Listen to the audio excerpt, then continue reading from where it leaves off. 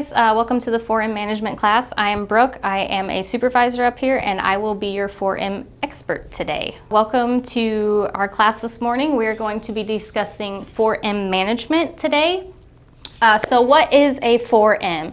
4M is something that we use that signals an abnormality or change in our process or our standard. And our 4Ms are man, method, material, and machine. And the reason we do this is our 4Ms call special attention to any change in our standard or anything that can cause a potential defect that could flow out to our customers. So this is just a way for us to put a second eye on things that get ran to make sure that everything we're sending is 100% okay for our customers. So we don't get what we call an NCR, which is a non-conformance report. They will send us those when we send them any abnormalities. Abnormality is anything that is out of the ordinary, so something that is not typical that you see. So that's what we are looking for.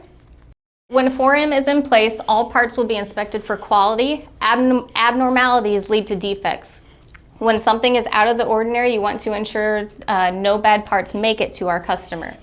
The importance of why we practice the 4M method, as you can see right here, I posted a few of non-conformances issues that we've had in the past. So we got a customer call in for loose felt on some of our parts. So as you can see, their felt is kind of falling off the parts, or felt just didn't get put on at all. So if we had been practicing and utilizing our 4M management properly, we would have found those issues and never would have received any feedback from our customer other than anything good. Some of the most important things with our 4M management is communication. If we are not communicating with everybody whenever we have anything on 4M, that's where we start to get into some major issues. To signal that we have a line or a part on 4M, we will set out the criteria of what our person that is inspecting our parts will be looking for. So this is our containment sheet, and it step by step shows you what on each part you're actually looking at to make sure that everything is in check and good. Our 4M management criteria is what we consider the Bible of our 4M management. This is what us as supervisors use daily. It shows you like how to conduct your 4M per man, machine, method, mold, or material. It gives you like your process check method, your product check method, your containment plan, and then when you're able to release your criteria or your person off of 4M. So whenever you get out on the floor, we have abnormal operation hold tags. So whenever you have anything on 4M, we will place these hold tags on a finished JIT, and a supervisor or a quality person will come over and inspect every part and remove the hold tag once they're finished and ready to go. We also have our 4M risk assessment result card that we fill out, and we place that on the board, which is also a good communication tool to show that we have something on 4M on each of our lines. And we'll fill that out, and that tells us a quantity of how many sorted, how many we found no good, and then a good communication tool as well once it goes to the manager's meeting so that they can present our findings to our management system. And then once we're finished with all of that, we take the information off of our results card and we add it into our 4M database, which holds all of our findings, our results, like new hires that we're training, so we can always go back and check. If we did have any NCRs, we can go back and check, oh, hey, this was on 4M so-and-so date, and this was the person running, so we can go back and retrain them if need be. Any questions? All right, let's head on up to the production floor, and I will show you how we actually utilize this 4M management in real life. Okay, so this is our 4M management visualization communication tool. This is very important just to notify everybody that when we are on a 4M on a line, it lets us know which one and what to look for. So we will fill out a card. So today we're going to be 4Ming for man, which is going to be a new employee running the line today. He's been here maybe 2 days. So we have him on 100% inspection. So once we hang this up to notify what's going on, we'll step over here and check out the line. Whenever our employees finish up a JIT, the first thing that they will do is put a do not ship or a hold plaque on here, and that is to notify our route runner that these have not been checked and they're still waiting to be 4M, so that he doesn't take the cart and take it back to our finished goods section and ship it out to our customers. So these are very important to make sure that we're communicating with our route runners like, hey, please don't take this. This has to say it hasn't been checked yet. So we have our check criteria right here that we use, and it step by step shows you exactly what to be looking for whenever you're checking a part. So you want to check the cover, check both labels, make sure that your nuts are on there, and then your cover engagement. So it's important to 4M with new employees because they're new to the process, and it's very easy for abnormalities to happen when somebody's new. So we 4M to make sure that nothing slips through the cracks and gets sent to our customer, and making sure that everything's up to standard. We also 4M if we have a veteran employee that comes back to our line to run a little bit.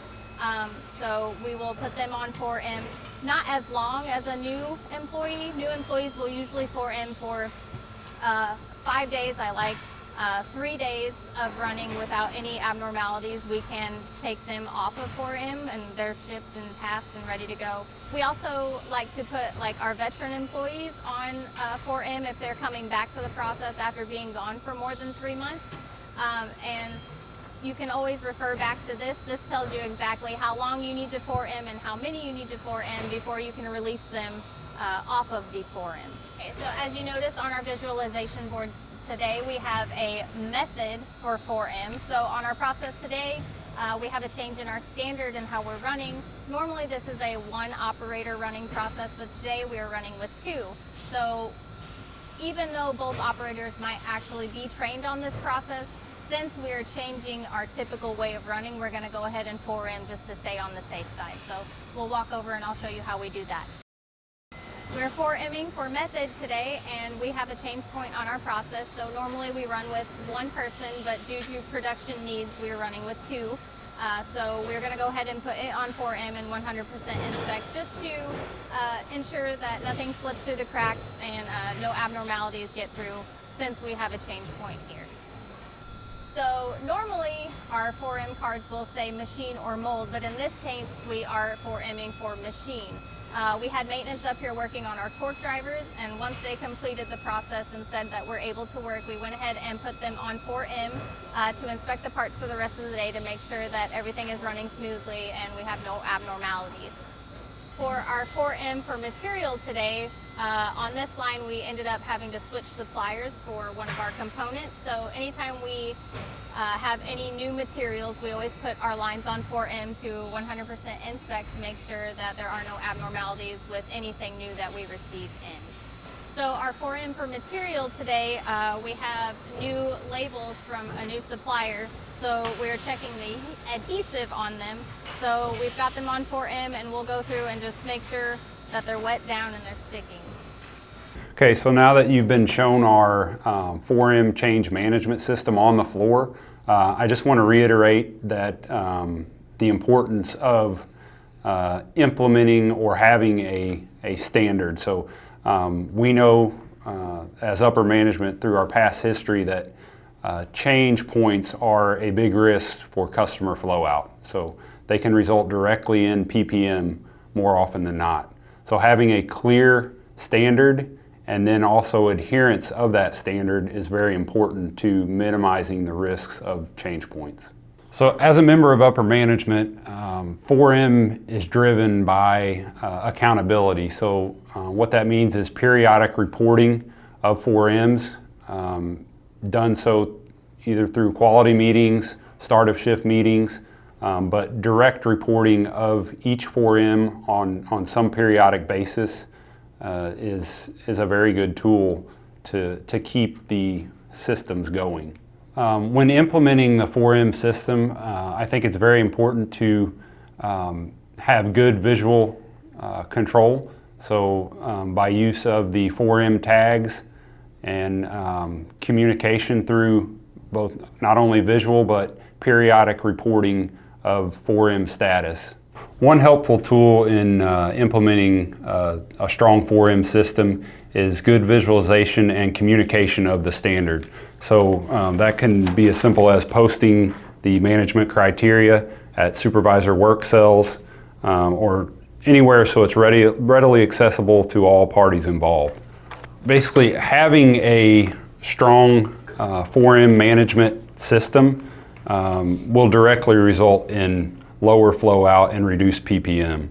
So, and that's based on my experience here at TG Missouri, as well as many other managers.